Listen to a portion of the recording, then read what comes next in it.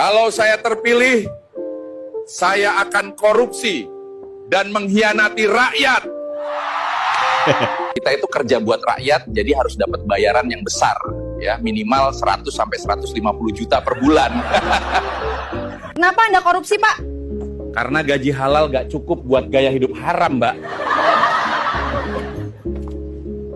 Hai everybody, apa kabar kalian semua? Kembali lagi bareng channel kesayangan kalian. Dan seperti biasa di kesempatan kali ini kita akan kembali membahas tentang sang maestro, the most inspirational. Pokoknya kebijakan-kebijakannya cukup membuat semua elit-elit yang kotor meradang, guys.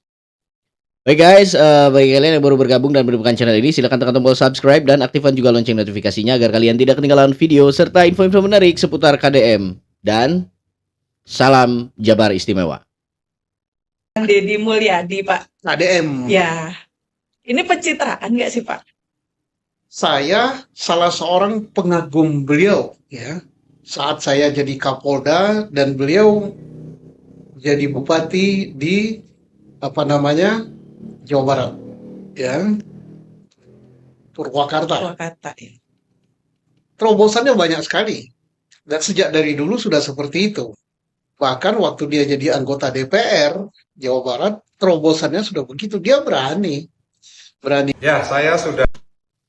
Jadi guys, bagi kalian yang belum tahu ya, si bapak yang tadi itu, yang ini nih Pak Susno Duaji ya, mantan Jenderal Bintang 2 kalau nggak salah. Beliau pernah jadi Kapolda Jawa Barat.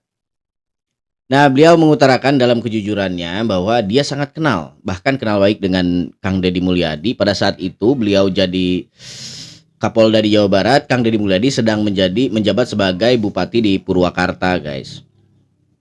Nah, di sini si penanya juga katanya, apakah manuver-manuver yang dilakukan oleh Kang Deddy saat ini itu hanya sebuah pencitraan, katanya. Nah, beliau ini menjawab bahwa dari dulu dia seperti itu, katanya, dan tidak ada yang dibuat-buat. Pak Susno Duaji ini guys, FYI ya, dia sekarang udah dipecat dari jabatannya di kepolisian gitu. Ya, banyak asumsi yang bertebaran juga sih, katanya beliau ini jadi kambing hitam dari elit-elit yang memang ngelakuin kesalahan dan beliaulah yang dikorbankan. Jadi tukar kepala. Baik, kita lanjut. Jawa Barat, terobosannya sudah begitu. Dia berani. Ya, saya sudah selesai berdiskusi panjang nih. Waktunya yang kurang, Pak. Jadi sudah diskusi terkait dengan bagaimana PTPN Region 2 yang wilayahnya ada di Jawa Barat, ada 11 kabupaten kota di Jawa Barat, yang tentunya kemarin viral sekali, ya, masalah hibis fantasi yang dibongkar oleh Gubernur Jawa Barat, yang tentunya saya sebagai pimpinan DPRD pun harus mengetahui betul, ya, seperti apa tugas, fungsi, tanggung jawab, ya, dari PTPN dan seberapa pengaruhnya terhadap pembangunan di Jawa Barat. Nah, sehingga dari hasil diskusi itu banyak sekali hal, dari mulai perizinan, dari mulai bisnis, dari mulai bagaimana juga menggerakkan ekonomi rakyat terkait dengan dukungan ketahanan pangan, termasuk terkait dengan masalah lingkungan. Nah, jadi guys, bagi kalian yang selalu mengikuti berita-beritanya Kang Deddy Mulyadi ya, tentu kalian pasti paham lah. Maksud Ono ini berkunjung ke kantor PTPN. Bagi kalian yang udah ngikutin jejaknya Kang Deddy dari awal, pasti tahu bahwa sebenarnya Ono di sini sedang menghimpun kekuatan gitu kan, mencari dukungan ke sana ke sini, yang mana mungkin saat ini PTPN sudah mulai merasa tersentil oleh kebijakan-kebijakan Kang Deddy.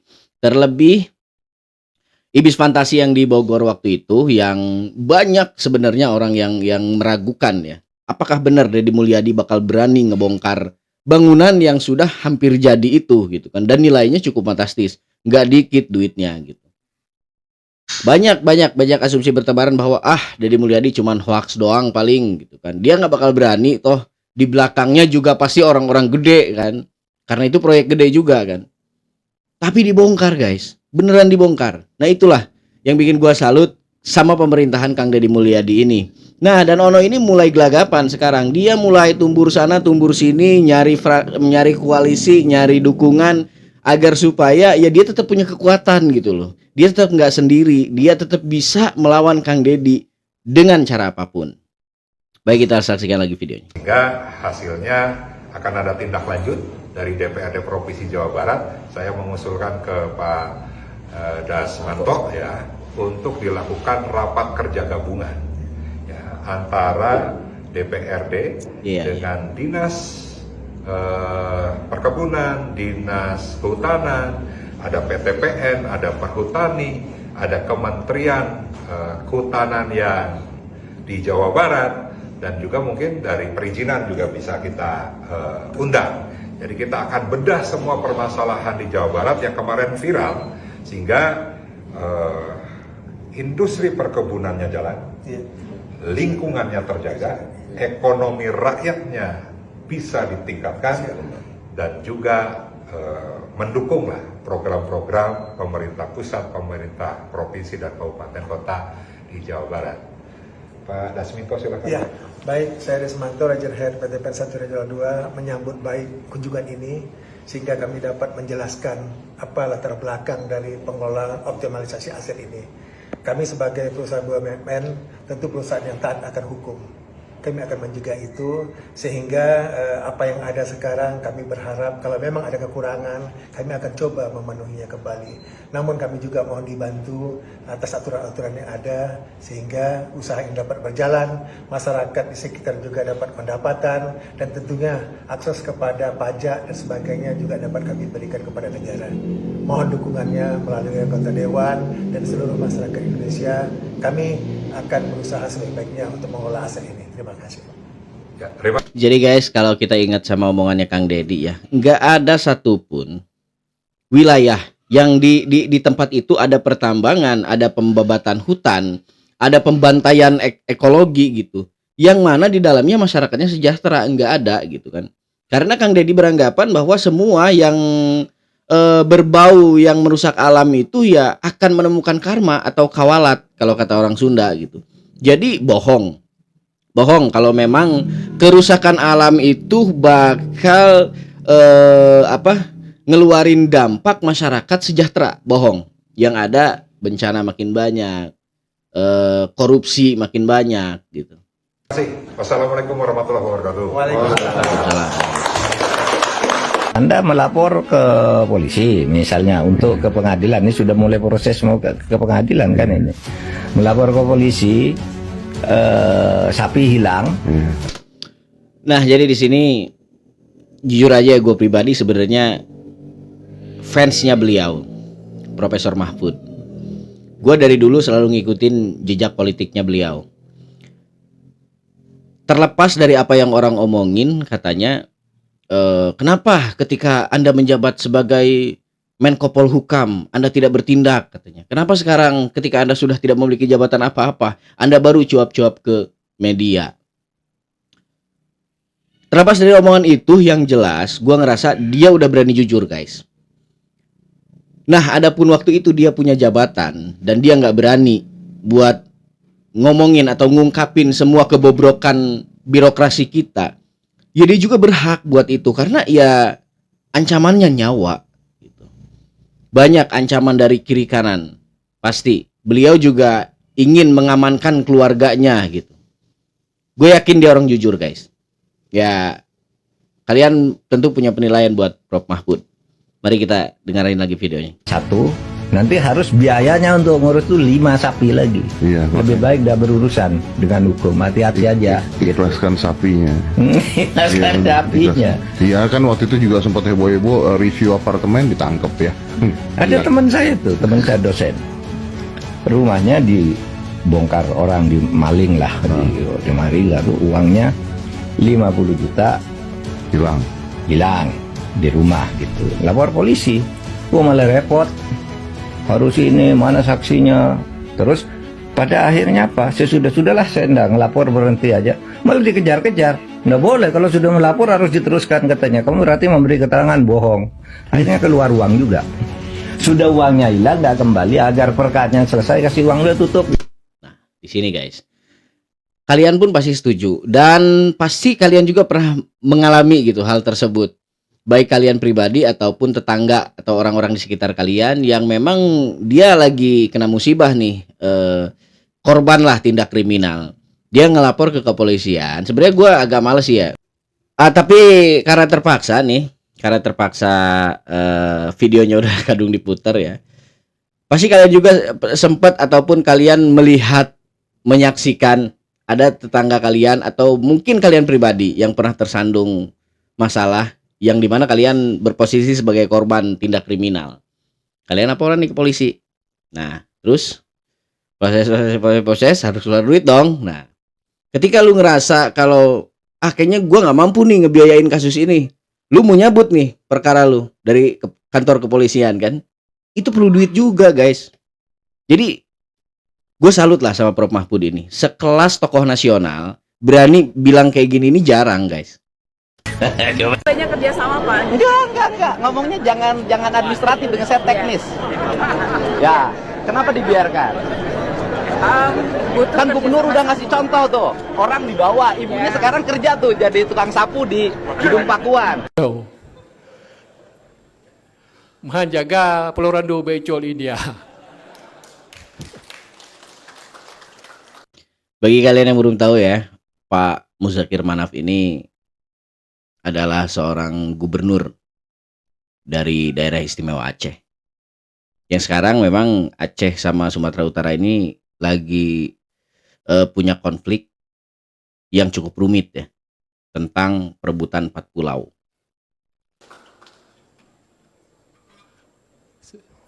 Walaupun bercanda kita harus hati-hati juga. Tapi yang jelas 4 pulau itu hak kita. Kita punya. Bapak kita berteriak ni seriak itu hak kita. Mari kita selu aja, enggak apa-apa. Gila ya, karismanya kuat banget nih. Lu sadar gak sih kalau beliau ini ada sisi miripnya sama Saddam Hussein? Bagi kalian yang tahu zaman-zaman Saddam Hussein waktu itu, coba perhatiin deh. Ada loh sisi miripnya sama Saddam Hussein. Hai Patih, tajam buat remulan, tajam buat rumput di Sabang, di Pulau Panjang, Kemenan. Tapi intinya, kenapa sekarang berebut 4 pulau itu? Tahu tak? Itu kandungan energi, kandungan gas sama besar di Andaman. Itu permasalahannya. Ini orang siap berapa dulu, berapa go.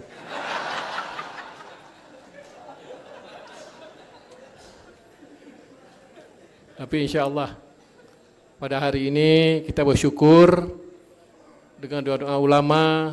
Gubernur atau jadi guys, menyikapi masalah konflik Aceh sama Sumatera Utara ya. Jadi di sini gua cuma mau nambahin aja ya dikit buat pembelajaran kita juga. Buat informasi juga. Sebetulnya 4 pulau yang disengketakan oleh Sumatera Utara itu memang sejak awal sudah masuk administrasi daerah istimewa Aceh. Kenapa sekarang Sumatera Utara mempermasalahkan? Karena ternyata ditemukan sumber mineral di sana yang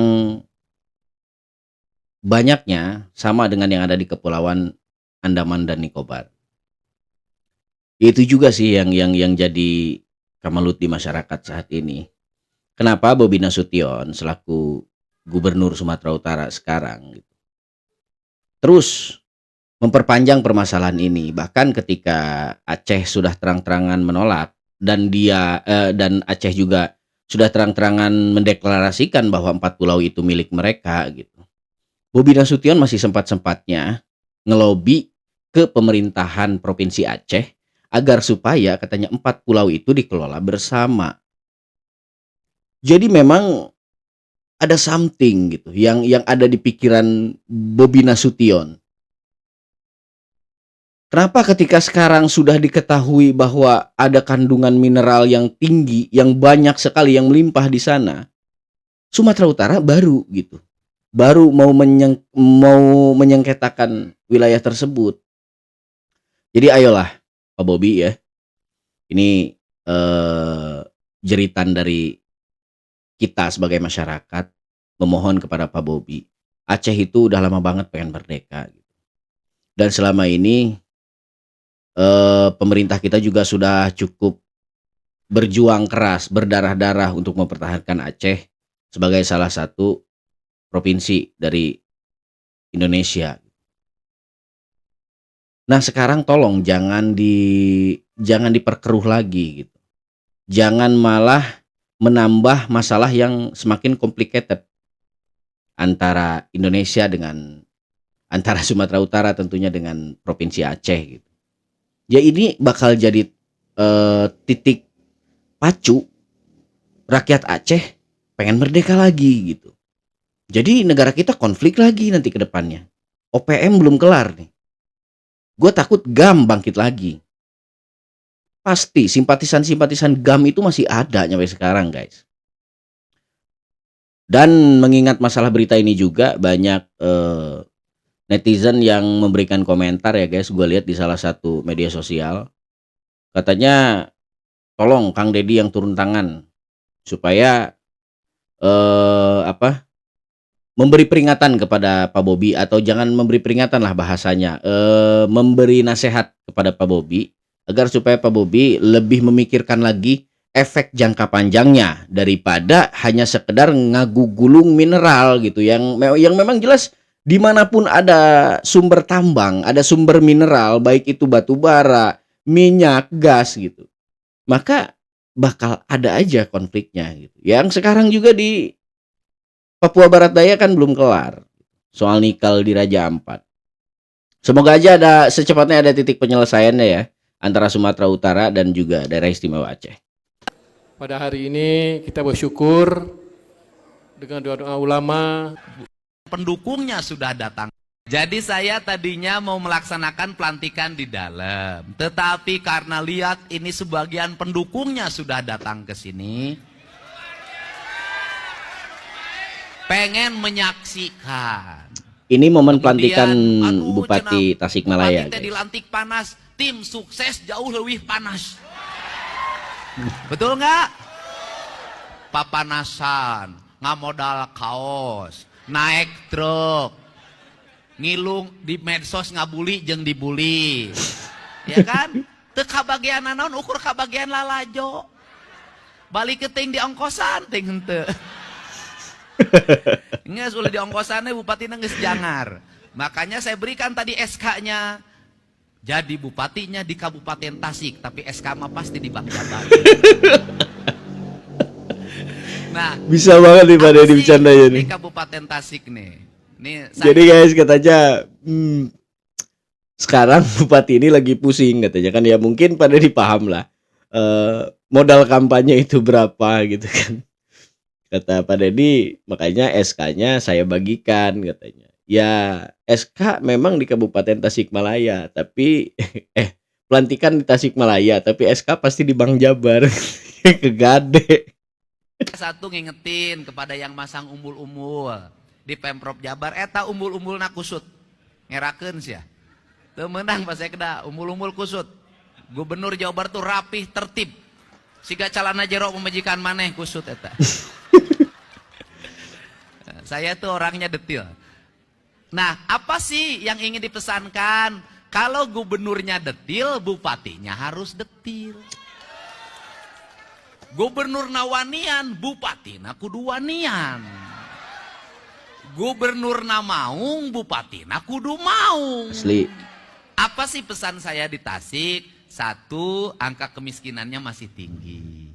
Segera dibenahi. Kemudian keluarga berencananya belum berhasil. Segera dibenahi.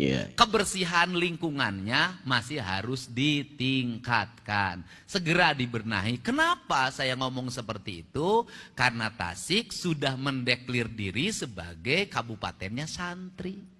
Nanti akan kami umumkan desa terbaik dan desa terburuk di Provinsi Jawa Barat. Ditampilkan dengan kepala desanya. Ya, bagi orang Jawa Barat pasti kenal nih sama Kubu Edan. Ya, jadi kan memang Kang Deddy sebelumnya pernah ngadain challenge desa terbaik dalam pengelolaan infrastruktur, sampah, lingkungan kan bakal diumumin katanya. bakal diumumin di media sosial. Begitu juga yang terburuknya gitu. Jadi ini si Kubu Edan lagi ngebut nih, ngebangun infrastruktur sama ngebedahin lingkungannya nih.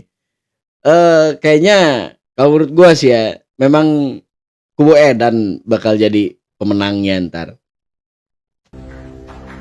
So, ditampilkan dengan ibu PKK-nya ku aing. Diumumin di TikTok. Inilah desa terburuk di Provinsi Jawa Barat. Ini kepala desanya, ini ibu ketua PKK desanya, ibu ketua PKK kecamatannya, dan ibu ketua PKK kabupatennya. Pemerintah Provinsi Jawa Barat yang mengaku mendapat banyak sekali penghargaan ternyata punya hutang triliunan rupiah. Selain anggaran kerjasama media yang di luar Nurul, pemerintahan sebelum KDM menjabat ternyata meninggalkan hutang yang sangat besar. Bayangkan saja, tunggakan BPJS-nya saja mencapai 300 miliar, ditambah dengan hutang pembangunan Masjid Al-Jabar yang nilainya mencapai triliunan rupiah. Sungguh beban yang sangat berat yang harus ditanggung KDM dan Pemprov Jabar. Jadi FYI ya, hutang Pemprov Jabar ini mencapai 3,2 triliun guys. Ya, yang jelas saja kan hutang BPJS udah 360 miliar ya kan. Belum hutang Masjid Al-Jabar itu 1,2 triliun dan mungkin masih banyak lagi hutang-hutang yang lainnya yang belum ke-up ke media. Jadi berat guys. Jadi Kang Deddy ini berat sebenarnya. Di satu sisi dia harus ngebangun Jawa Barat karena sesuai dengan janji kampanyenya. Di sisi lain juga dia dibebani dengan hutang yang gak dikit. Satu-satunya cara mungkin agar supaya pembangunan di Jawa Barat tetap bisa berjalan dan hutang juga tetap bisa ditanggulangi oleh pemerintah Jawa Barat ya guys. Usut pemerintahan sebelumnya. Dan minta tanggung jawab kepada mereka. Bila perlu miskinkan lah gitu. Gue juga heran kenapa sampai saat ini undang-undang perampasan aset itu belum di-ACC juga sama DPR gitu. Padahal pemerintah eksekutif sudah beberapa kali ngajuin loh guys. Dan DPR, lagi-lagi DPR nih yang bikin chaos. Dia balik lagi kepada pemahaman kita ya. Kalau memang DPR nggak bisa dibubarin, udah nggak apa-apa.